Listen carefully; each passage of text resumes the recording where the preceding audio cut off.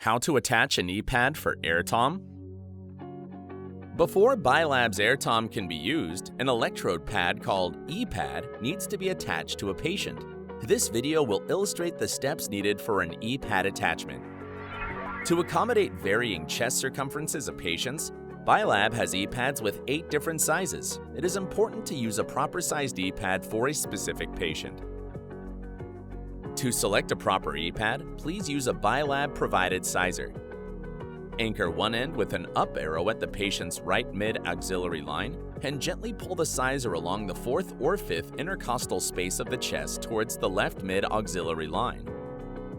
Choose an e-pad with the size indicated on the sizer at the left mid-axillary line.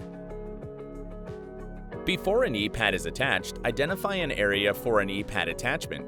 Shave the body hair around the identified area when needed and wipe the area with alcohol. An e-pad has 4 segments and 1 reference electrode. There are 2 spacers and 1 e-pad connector.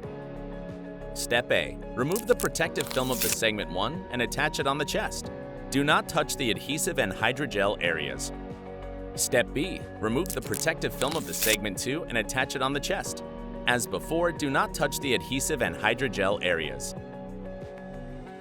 Do not make the adjoining part between segments 1 and 2 too tight.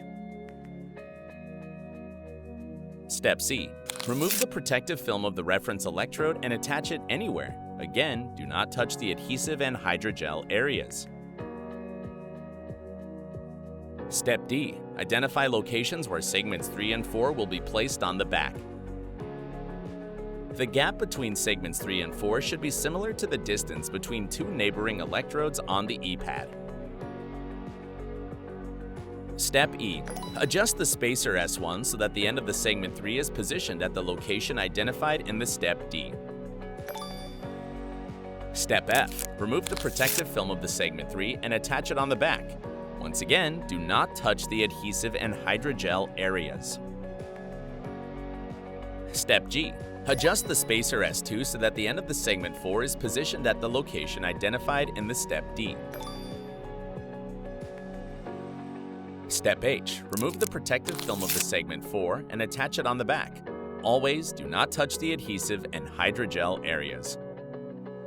Now you are ready to connect the attached e-pad to Bilab's AirTom via a patient cable.